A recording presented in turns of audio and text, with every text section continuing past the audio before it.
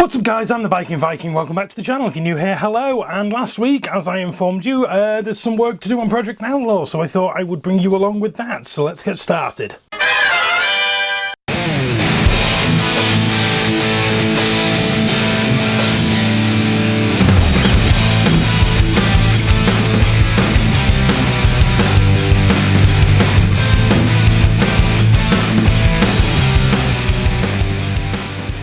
So, the theory is that hot metals expand, cold metals contract. So what you do is you heat up the area around your dent using a heat gun, and then you cool it off rapidly, causing the metal to shrink and pop the dent out from where it is. And to do that, I have these. These are just cheap £1 air duster things. Now when you just spray them normally, where's the open one that I was using? When you just spray them normally, they just spray air out. But if you flip them upside down, it sends out a jet of propellant, which is very, very, very, very cold. And then hopefully it should pop the dent out, but we will see. But first things first, got to grind off that breather port. So let's break out the Dremel and have some fun.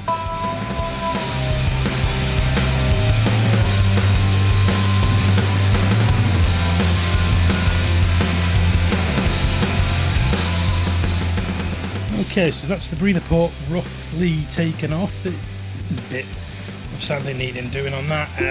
I've got a few bits here that need to be sanded down and smoothed off. I've already taped up the fuel ports purely because I had the tape to hand and it was just convenient for me to do quickly. So, jobs to do. Smooth off this weld because it's not very well done. Clean up these welds. Clean up that weld. And get rid of this dent. So, theory goes, heat, then cold.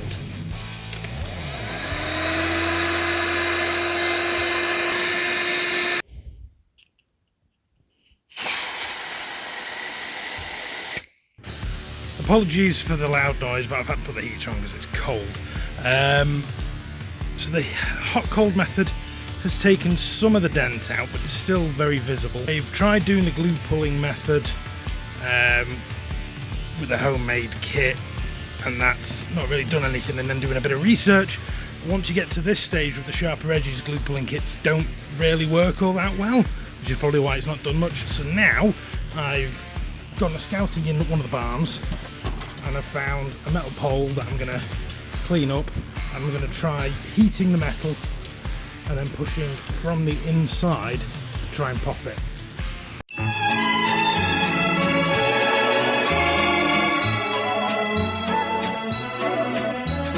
The pipe method has done nothing. It's done absolutely zero effectiveness to the dent, so we're just going to have to fill it because there's no other real option other than welding a stick to it and pulling it out, and I can't be bothered because I've got enough welds to clean. So we're going to fill it, and I'm going to fill it this time with quick steel because it's what I have available to me, and in theory it should be fine. In theory. Fine. Oh, I hope this works. So the instructions on the packet says leave it for an hour. I've left it for about 6, so it's rock solid. Now I need to sand and smooth both parts, which is going to be the tricky bit. But hey, if we want it to be easy, we wouldn't do these things to ourselves, would we?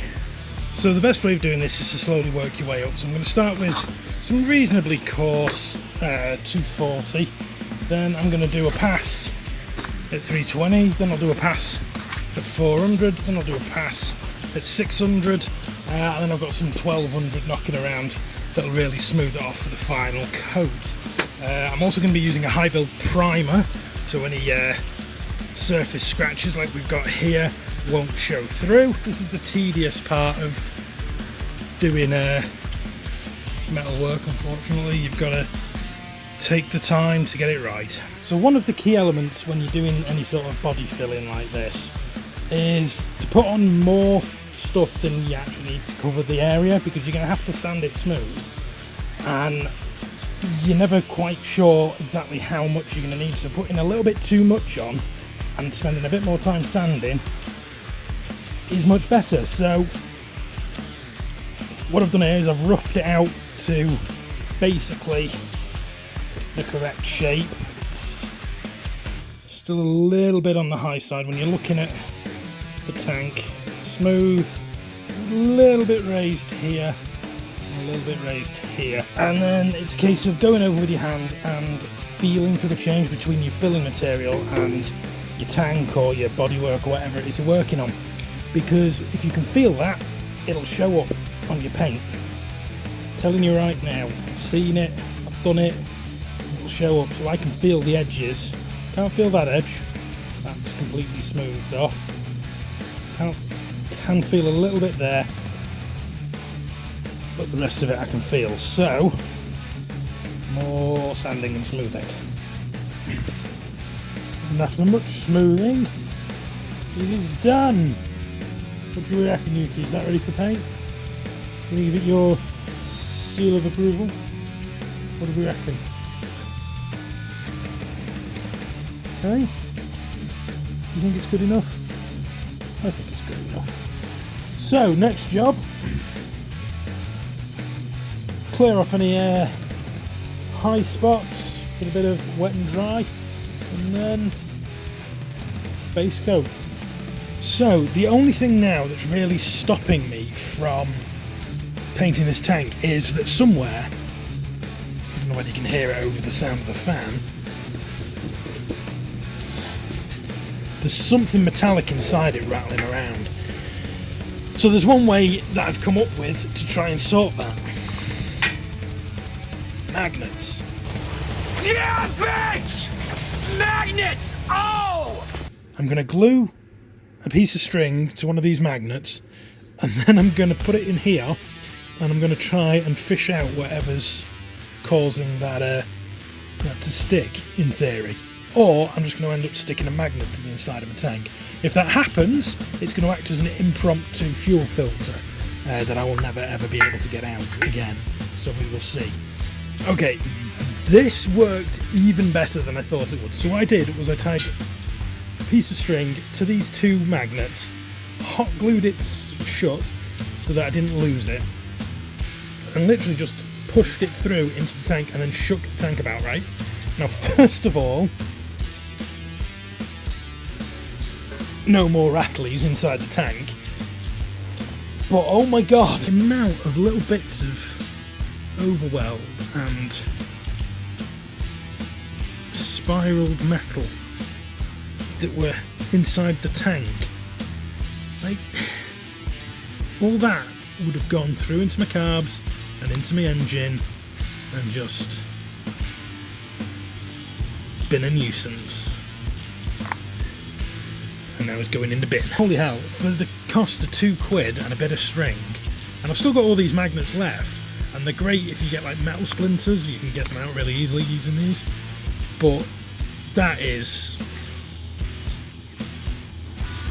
something else. So that's the basics of how to get the outside of your tank ready to paint. But just to quickly recap what we've done, so we used the hot coal method to get the worst of the dent out. I then used some quick steel instead of body filler to fill in the rest of that dent and make everything nice and smooth. I was surprised how well it worked, which is good. I also cut off the port for the breather tube and filled it in with quick seal, which does mean that I'm going to need to get a new fuel cap that's vented, because if you have a vacuum within your tank, it'll stop fuel from feeding to your engine. But I've got a vented cap in the mail on its way to me as I'm recording this, so hopefully that should be here before I start filming so I can test it and make sure that that's working. But as for prepping before we put down the base coat, we're pretty much done. Everything's ground smooth, everything's nice, everything's flattened off. We're ready for the base coat. But before I even start to put the base coat on, we need to design the graphics that are going to go onto this tank. And that's what next week's video is going to be about. It's going to be about designing your custom bike and how you're going to do it, and the design process that I've gone through with Project Outlaw here. So if that sounds like something that you're going to be interested in watching, maybe you've got a bike of your own that you want to design and you're not quite sure where to start, or you've done all the base work to your bike but you don't know how to go about sorting out graphics, then maybe next week I'll be able to help you out with that as well. As always guys, if you're liking what you see, make sure you hit your like, and if you're new here, subscribe, it means the world to me. You've made it to the end of the video. I'm going to give you 600 awesome points because of how well everything's gone today. But for now, I've been the Viking. As always, you have been awesome, and I will see you next time.